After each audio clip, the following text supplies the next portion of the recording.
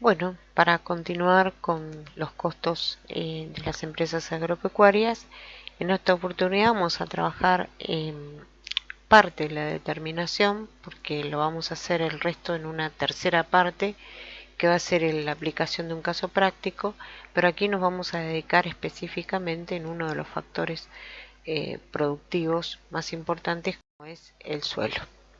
Pensemos en un proceso productivo donde la empresa agropecuaria trabaja con lo que nosotros llamamos diversificación de actividades agrícola-ganadera.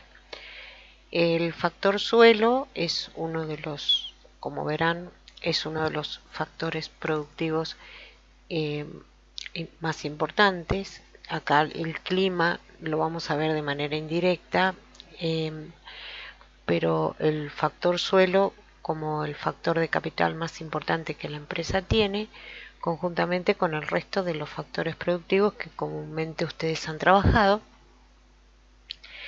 son necesarios para desarrollar la actividad agrícola, en este caso, que vamos a obtener un producto que se va a comercializar en el mercado, pero también parte de esa producción va a formar parte de un insumo necesario para la segunda actividad que la empresa realiza, que es la actividad ganadera. Entonces, el factor suelo vuelve a formar parte de la actividad como factor fundamental, pero aparece otro factor que es el factor rodeo, ya que es un activo de característica biológica que va a ser el que vamos a transformar, en este caso, en un producto pecuario a través del factor naturaleza, y va a haber actividades de apoyo tanto para las actividades primarias como para la actividad secundaria, que es la ganadería, y acuérdense que van a trabajar con un alimento autogenerado, por ejemplo alfalfa, que va a formar parte o maíz, de acuerdo al tipo de alimentación que apliquemos, o al tipo de actividad pecuaria que estamos trabajando, como un elemento, un factor, perdón, autogenerado. La determinación del nivel de actividad obviamente depende de la capacidad, y la capacidad en este caso depende del factor principal, capital principal que la empresa tiene, que es el suelo. El suelo, con todos sus componentes orgánicos, inorgánicos, agua y aire, va a ser el elemento fundamental para definir el nivel de actividad. Y forma uno de lo que nosotros llamamos condicionantes. ¿Cuáles son los condicionantes? Son tres. Por un lado, el grado de aptitud productiva. El grado de aptitud productiva va a estar dada por la profundidad y la calidad del suelo, ¿sí? Ese suelo donde se va a desarrollar la actividad, a través de sus componentes, cuánta materia orgánica, cuánta materia inorgánica, cuánto agua, cuánto aire tiene, va a determinar lo que llamamos grado de aptitud productiva. Si a eso le sumamos la temperatura, las lluvias, las heladas, o sea, los condicionantes propios del ecosistema, y a eso le agregamos la ubicación geográfica, eso nos va a determinar a nosotros un condicionamiento para determinar cuánto es lo que podemos producir dependiendo de todos estos factores. Obviamente que el suelo es el elemento donde mayor cuidado hay que tener, dado que al ser el capital más importante que la empresa agropecuaria tiene, la destrucción del suelo genera también una destrucción de lo que llamamos del ecosistema. La contaminación y el degradado del suelo produce también la desaparición de otras especies a través de la contaminación de las napas, por ejemplo, o la destrucción del material orgánico, los problemas que están generando las deforestaciones. Por lo tanto, todo debe apuntar a una producción sustentable que generalmente genera mayores costos, mayores riesgos y una menor productividad.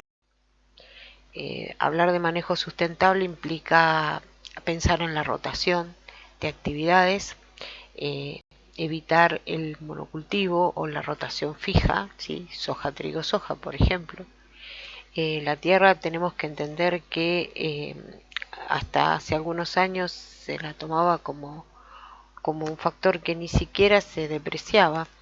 Hoy el suelo se deprecia al igual que cualquier otro activo fijo, y se estresa, tiene un estrés productivo generado por el manejo que se haga de esa tierra. Muchas veces se apunta a la obtención de la rentabilidad sin pensar que el factor suelo va a ser el capital generador de las próximas, de las futuras rentabilidades que obtengan de la actividad. Eso se ve generalmente cuando generalmente se arriendan los campos para obtener una rentabilidad, para tener menos riesgo en la actividad, pero quien está arrendando no está pensando en el manejo sustentable y por lo tanto se produce una estrés y una degradación de los suelos. Los riegos artificiales también generan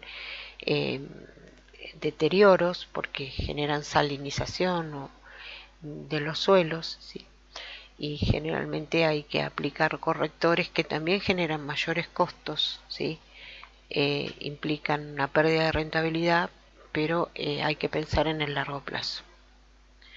La siembra directa, si bien genera una mayor rentabilidad por el menor costo que genera en función y a los tiempos de, de producción que genera una convencional, también genera un exceso de agroquímicos donde pone en riesgo el ecosistema. Cuando arrancamos de la pregunta de qué producir, como todo planeamiento de empresa, arrancamos por un FODA, que tiene características especiales por ser una empresa agropecuaria. Muchas veces esta decisión también depende del modelo mental del empresario. Se consideran producciones históricas, ¿sí? Que cuánto se vino obteniendo de Rindex en los últimos años, o bien si son áreas donde uno no ha trabajado porque está arrendando determinado área, se puede investigar información referida a las productividades a través de CREA en lo que es ganadería, o el INTA en lo que es agricultura. ¿Cuáles son las producciones actuales? ¿Cuándo fue en el último ciclo si se planteó un plan de mejoramiento? Y generalmente todo arranca a través de un presupuesto y por lógica del presupuesto de producción, porque se va a vender lo que se puede producir. El segundo paso sería cuánto vamos a producir.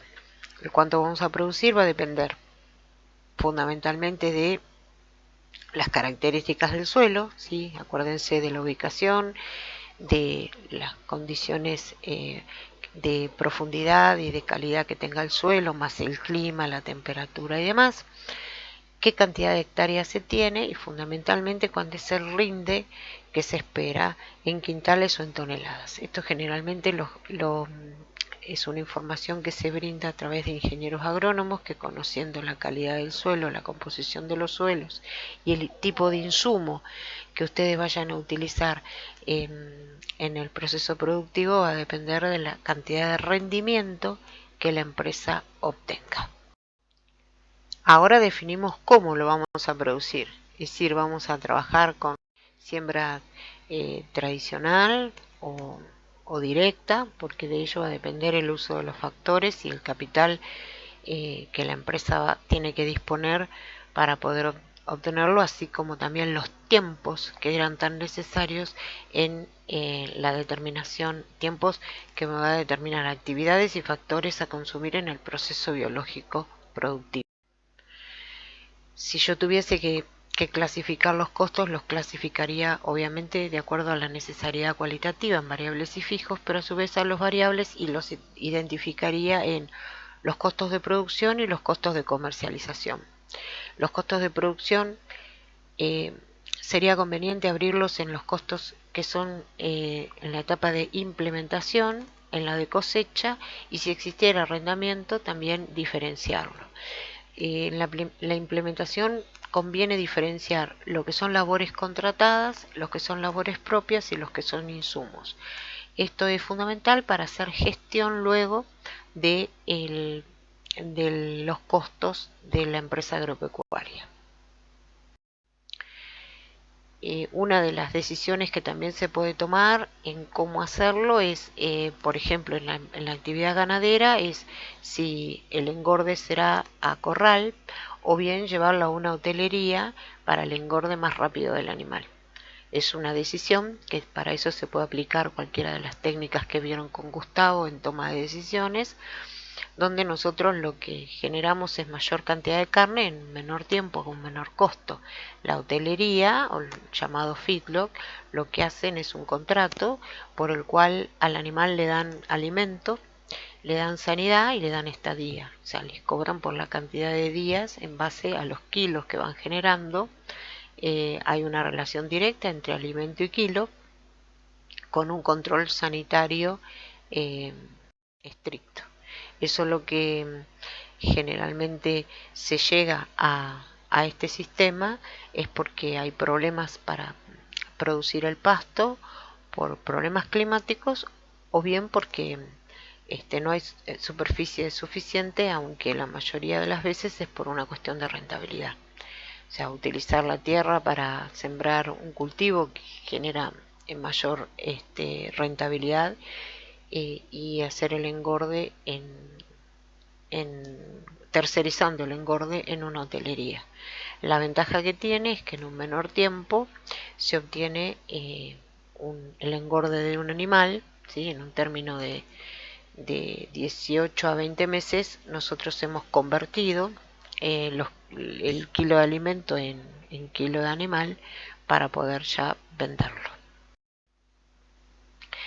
En el esquema de asignación de costos, nosotros esto lo vamos a ver específicamente en el caso práctico. Tenemos que ver de qué manera nosotros vamos a ir asignando los fijos de las actividades y los costos variables directos, y cómo vamos a hacer con aquellas actividades que son intermedias o actividades de apoyo que tienen que ver con la infraestructura del establecimiento, así como la administración del mismo. En cuanto a las bases de distribución, dependerá del tipo de actividad. En la agricultura podemos tomar cantidad de hectáreas o tiempo insumido por cultivo o el uso del factor en la actividad. En la ganadería generalmente se toma la cantidad de cabezas por actividades o las raciones o la cantidad de hectáreas, el tiempo insumido en el uso de ese factor en la actividad. Y los costos de estructura productiva se pueden tomar en base a la cantidad de hectáreas por su actividad, por hectárea tiempo u ocupación de ese factor, por tipo de actividad o por tiempo insumido del factor en la actividad. Por ejemplo, en la ganadería, dependiendo del factor productivo, podemos tomar distintos bases de actividades para cada uno de esos factores. En el caso de cómo definimos la unidad de costeo para su asignación, lo primero que tenemos que definir es cuál es el objeto de costos. El objeto de costeo puede ser un novillo, puede ser la leche, el ternero, la soja, la superficie, etc. Esto también depende del tipo de actividad, ¿sí? Si es de cría, ¿sí? Será el ternero; si es de invernada, será el novillo; si es un tambo, será la leche; si es una actividad agrícola, será la soja, por ejemplo. Una vez que definimos la unidad, el objeto de costeo, tenemos que definir la unidad de costeo. La unidad de costeo, en el caso de los novillos, será el kilo, la leche, el litro, los terneros, las cabezas, la soja podrá ser quintales o toneladas, la superficie será hectáreas. paso siguiente será clasificar la direccionalidad, pero para eso debemos haber definido centros de costos. Definir costos directos o indirectos en base a esos centros de costos, y sobre esos tendremos que establecer el número de lote, la actividad que se desarrolla, cuál va a ser la unidad productiva y cuál va a ser el producto que se va a obtener. Y elegir un sistema para asignar los costos, por órdenes, por proceso. Por ejemplo, si tuviéramos por órdenes, en este caso el trabajo de implementación de maíz, habiendo identificado el sector y habiendo identificado los lotes, identificado la campaña o los tiempos, tenemos que ver cuáles son los costos directos y cuáles son los costos que nosotros asignaremos de manera indirecta a este costo, que en este caso es costo por hectárea de maíz.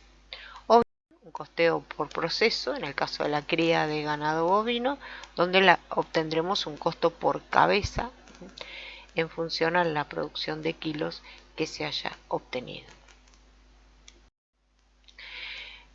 No hay que dejar de lado para nada los costos ecológicos o los costos ambientales.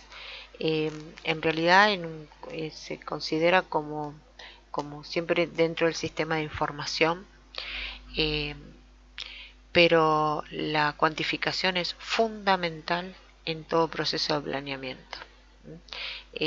No es aconsejable incorporarlo en la información a terceros, pero siempre en el planeamiento y en la información de carácter interno que la empresa maneje. Dentro de esos costos medioambientales generalmente existen lo que se llaman costos ocultos, que en definitiva generan pérdidas y que no deberían ser llamados costos.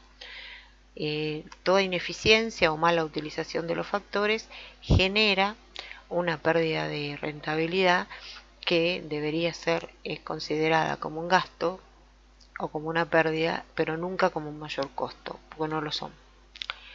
En realidad, lo que hay que hacer en este proceso para definir lo que nosotros llamamos costos, ¿cómo detectamos los costos ocultos? Mal llamados costos, porque en realidad son pérdidas por ineficiencias o por desperdicios de tiempos, que hay que detectarlos una vez que uno mapea el proceso productivo.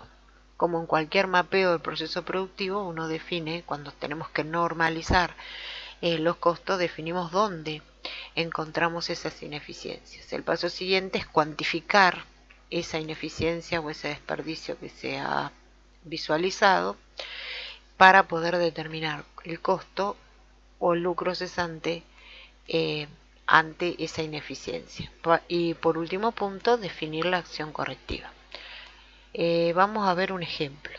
Una empresa productiva en este caso es invernada, o sea que lo que produce son kilos de animales para la venta, es el engorde del animal, siembra su propia alfalfa. La máquina que desmaleza la alfalfa tiene las cuchillas con un afilado defectuoso, por lo tanto produce un corte que afecta el crecimiento posterior de la alfalfa. Por lo tanto, eso implica una diferencia en la velocidad de rebrote. Con 4 desmalezadas en esas condiciones, yo pierdo un mes de crecimiento de la alfalfa. O sea, mal cortada la alfalfa demora un mes más en crecer. Eso en primavera equivale a 10.000 kilos de pasto fresco por hectárea. El 25% de ese pasto fresco tiene lo que se llama contenido de materia seca en forraje, que implicarían 2.500 kilos de materia seca. El 50% se supone que de eficiencia, cuando el animal levanta, que significa levantar, significa es lo que el animal come, ingiere en el campo. El 50% de esa materia seca le está generando al animal la conversión a kilos. Con lo tanto, de 2.500 kilos de materia seca le generan 1.250 kilos de en conversión a alimento, que para nosotros es litro de leche. Esos 1250 litros de leche en 100 hectáreas de alfalfa implican 125.000 litros de leche. Si el costo del litro de leche para determinar su precio se hiciera en base a la grasa butirosa, en este momento se está calculando en función de las proteínas que el litro de leche tiene, se calcula que un 3.4% del litro de leche es grasa butirosa. En el momento que se hizo este cálculo, estos 4.250 kilos de grasa butirosa estarían generando a 20 pesos, que era el valor del kilo de grasa butirosa del momento en que se calculó este costo oculto, estarían generando 85.000 pesos de pérdida para la empresa, porque es el lucro que dejaría de ganar por haber cortado mal, perdón, por no haber afilado las cuchillas de la máquina que generaba el corte de la alfalfa. Ese era uno de los tantos ejemplos de costos ocultos, para que ustedes vean la importancia de la gestión en los costos. En el próximo video nos vamos a encontrar con el caso de aplicación. Les recomiendo que tomen la guía de trabajos prácticos, el Excel en lo que es el simulador de costo normalizado de una empresa agrícola, y yo lo que voy a hacer es darles a ustedes los puntos más importantes para que puedan entender el caso práctico. Nos vemos entonces.